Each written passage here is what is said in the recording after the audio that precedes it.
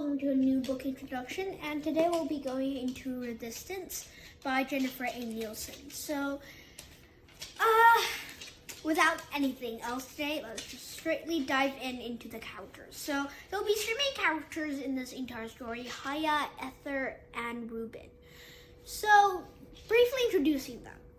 So, Kaya is the main character of this entire story. She changed her name to fool the Nazis into Helena Novak, a Polish name. So the story is basically telling about Haya, or we could call her Helena Novak, going as a career, a person who smuggles other people out from ghettos, which is basically a place where Jews live, and also gets messages from one place to another.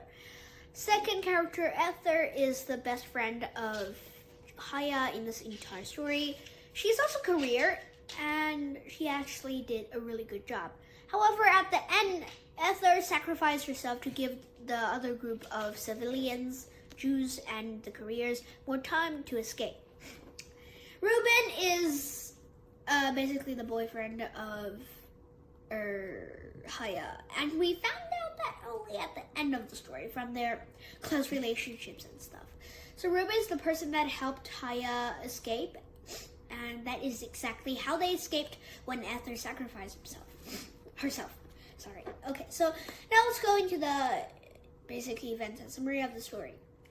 So at the start of the story, we're introduced into Haya's first job of a career. She was supposed to basically take potatoes into one of the ghettos in order to save a lot of people. And also, she needs to go to see her parents. The story's background is basically talking about Germany and Nazis doing a manhunt on all of the Jews. And it's not really a manhunt, it's a liquidation where thousands, millions of Jews are killed. So moving on, what basically happened then is, since Haya became a career, she continued on to the job, going to a resistance group called the Antik, which means that they're going to be attacking a lot of soldier places and to destroy all the Nazis' plans in order to kill Jews in the liquidation. So she and her group went on into their first mission to bomb up one of the cafes where a lot of German Nazi soldiers were hanging out there. Their first mission did succeed in bombing up the place, but they also angered a ton of Nazi soldiers.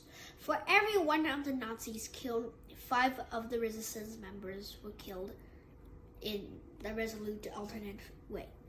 So it's not the vice versa, although that is what they hoped, which is quite a really bad thing. Now, what also happened is all of the Arctic and the Akiva resistance group, only Haya was the person that left. This means that she needs to carry out the hope for the entire Akiva section.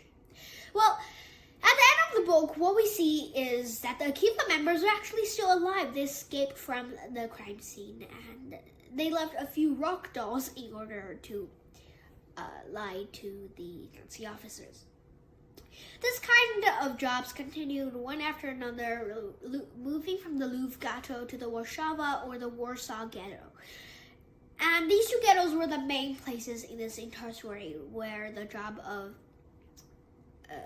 Haya's or Helena Novak as career has worked.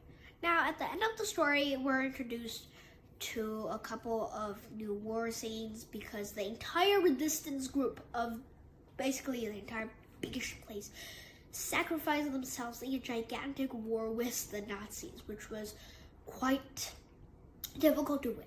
So the ghettos, the Jews, only had these light bulbs filled with sulfur and acid and maybe ignition equipment to throw at the tanks. However, the Germans, the Nazis, they had guns, AK-47s, machine guns, tanks, flamethrowers, bomb shooters, everything high-tech is that. So the Jews does not stand a chance. The entire ghetto of Jews were destroyed. Well, except for a couple of civilians and careers.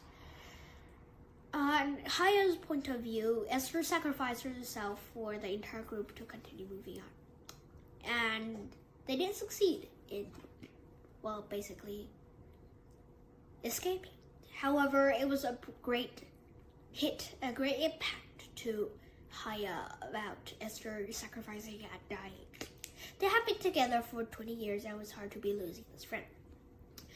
So what this teaches us, as a lot of warring stories do, is the largest impact towards the Germans and the Nazis, and a lot of predators toward their prey, the Jews, the Lithuanians.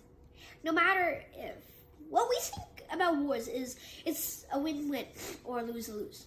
It's either two sides all get peace from a treaty, or they all lose people, they all lose, they all die. So, what we need to understand is the impact of this entire warring states, and to not show any other perspectives towards, any other opinions towards the warring states. So that will be all, and hopefully you'll enjoy this book yourself. Thank you, and see you next time.